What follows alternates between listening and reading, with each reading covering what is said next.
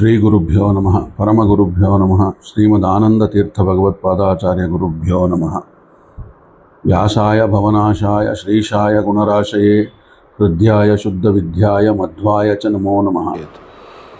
ನಾವು ಹಿಂದಿನ ಸಲ ಸೇರಿದಾಗ ಒಬ್ಬ ಜೇನು ನೊಣವನ್ನು ಹಿಡಿದು ಮಾರುವವನು ಅವನಿಂದ ಪಾಠವನ್ನು ಏನು ಕಲಿತೆ ಅಂಥೇಳಿ ಪ್ರಕೃತಿ ಪಾಠದಲ್ಲಿ ಒಬ್ಬ ಅವಧೂತ ರಾಜನಿಗೆ ಹೇಳಿದ್ದನ್ನು ಕೇಳಿದ್ದೇವೆ. ಅದಾದಮೇಲೆ ಮೀನಿನಿಂದ ಒಂದು ಪಾಠವನ್ನು ಹೇಗೆ ಕಲಿತೆ ಅಂತ ಹೇಳಿದ್ದನ್ನು ಕೇಳಿದ್ದೇವೆ.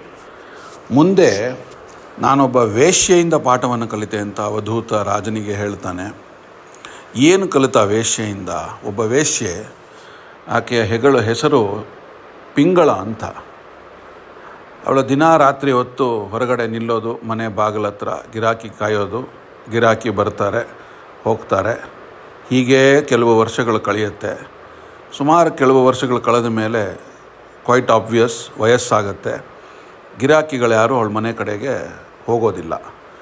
ಆದ್ರೂ ಸಹ ಇವಳು ಯಾರೋ ಬರ್ತಾರೆ, ಹಣ ಬರುತ್ತೆ ಅಂತ ಅಂದ್ಕೊಂಡು ಬರೋದು, ಬಾಗಿಲಲ್ಲಿ ಕಾಯೋದು, ಯಾವ ಗಿರಾಕಿಯೂ ಬರಲ್ಲ. ಹೀಗೆ ಕೆಲವು ದಿನ ಕಳೆದಾಗ ಒಂದು ದಿನ ಹೀಗೆ ಬಾಗಿಲಲ್ಲಿ ನಿಂತಿದ್ದಾಗ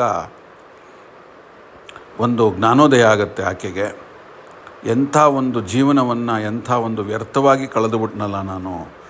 ಇಷ್ಟು ಸಮಯ ಕಾಲ ನನ್ನ ಜೀವನದಲ್ಲಿ ನಾನು ಇಲ್ಲಿ ಬಂದು ನಿಂತು ಒಬ್ಬ ಮನುಷ್ಯನಿಗಾಗಿ, ಒಬ್ಬ ಗಿರಾಕಿಗಾಗಿ ಕಾದು ಜೀವನವನ್ನು ವ್ಯರ್ಥ ಮಾಡಿದೆ. ಇದೇ ಥರ ನಾನು ಭಗವಂತನಿಗೋಸ್ಕರ ಧ್ಯಾನ ಮಾಡಿ ಕಾದಿದ್ದಿದ್ರೆ ಇಷ್ಟೊತ್ತಿಗೆ ಎಷ್ಟೋ ಒಂದು ಪುಣ್ಯ ಸಂಪಾದನೆ ಆಗ್ತಿತ್ತು ಅಂತ ತಿಳಿದು ಅವಳಿಗೆ ಜ್ಞಾನೋದಯವಾಗಿ ಆ ಹೊರಗಿನ ಬಾಗಲನ್ನು ಅವಳು ಒಳಗೆ ಹೋಗಿ ಮುಚ್ಚುತ್ತಾಳೆ. ಹಾಗೆ ಮುಚ್ತಾ ಇದ್ದಂತೆಯೇ ಅವಳ ಒಳಗಿನ ಬಾಗಿಲನ್ನು ತೆಕ್ಕೋತಾಳೆ, ಅಂದರೆ ಒಳಗಣ್ಣಿನ ಬಾಗಿಲನ್ನು ತೆಗಿತಾಳೆ, ಧ್ಯಾನದಲ್ಲಿ ಕೂಡ್ತಾಳೆ. ಹೇಗೆ ಅವಳಿಗೆ ಜ್ಞಾನೋದಯ ಆಯಿತು? ಆ ಜೀವಸ್ವಭಾವದಿಂದ ಅವಳು ವೇಶ್ಯೆ ಆದ್ರೂ ಜೀವಸ್ವಭಾವದಿಂದ ಆಕೆ ಪುಣ್ಯಜೀವಿ. ಹಾಗಾಗಿ ಜ್ಞಾನೋದಯ ಆಯಿತು. ಭಗವಂತ ಅವಳಿಗೆ ದೃಷ್ಟಿ ತೋರಿಸ್ದ ಅವಳ ಮೇಲೆ. ಒಳಗಣ್ಣನ್ನು ತೆಗೆದು ಕೂಡ್ತಾಳೆ.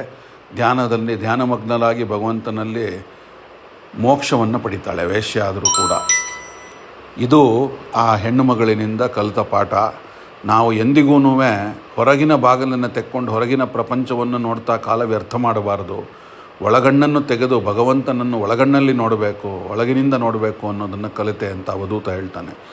ಇದನ್ನೇ ದಾಸರು ತಮ್ಮ ಒಂದು ಅದ್ಭುತವಾದ, ನನಗೆ ಬಹಳ ಪ್ರಿಯವಾದ ಕೀರ್ತನೆ ಇದು, ಅದ್ಭುತವಾದ ಕೀರ್ತನೆ, ಕಣ್ಣಿನೊಳಗೆ ನೋಡೋ ಅಂಥೇಳಿ ಪುರಂದರದಾಸರು ಬರೆದಿದ್ದಾರೆ. ಕಣ್ಣಿನೊಳಗೆ ನೋಡೋ, ಒಳಗಣ್ಣಿನಿಂದಲಿ ನೋಡೋ, ಮೂರು ಜಗದರಿಯ ಕಣ್ಣಿನೊಳಗೆ ನೋಡೋ ಅಂತ.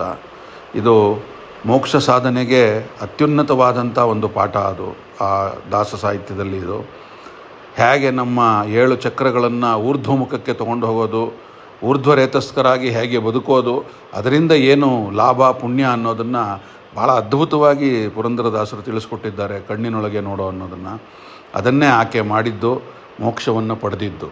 ಹೀಗೆ ಒಂದು ವೇಶ್ಯೆಯಿಂದ ಏನು ಪಾಠವನ್ನು ಕಲಿತೆ ಅಂತ ರಾಜನಿಗೆ ಹೇಳ್ತಾನೆ. ಇನ್ನು ವಿವಾಹವಾಗದ ಕುಮಾರಿ, ಅವಳಿಂದ ಏನು ಪಾಠವನ್ನು ಕಲಿತೆ ಅಂತ ಹೇಳ್ತಾನೆ.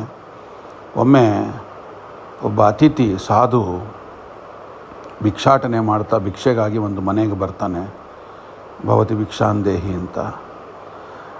ಆಗ ಆ ಮನೆಯಲ್ಲಿ ಯಾರೂ ಇರೋದಿಲ್ಲ, ಒಂದೇ ಒಬ್ಬಳು ಹೆಣ್ಣು ಮಗಳಿರ್ತಾಳೆ. ಸುಮಾರು ಒಂದು 15-16 ವರ್ಷದ ಪ್ರಾಯ. ಯಾರೂ ಇಲ್ಲ ಮನೆಯಲ್ಲಿ. ಆದರೆ ಬನ್ನಿ ಕೂತ್ಕೊಳ್ಳಿ, ಊಟ ಮಾಡಿ ಹಾಕ್ತೀನಿ, ಅಡುಗೆ ಮಾಡಿ ಹಾಕ್ತೀನಿ ಅಂತಾಳೆ. ಆ ಸಾಧು ಅಲ್ಲಿ ಒಳಗಡೆ ಹೋಗಿ ಕೂತ್ಕೋತಾನೆ ಅತಿಥಿ.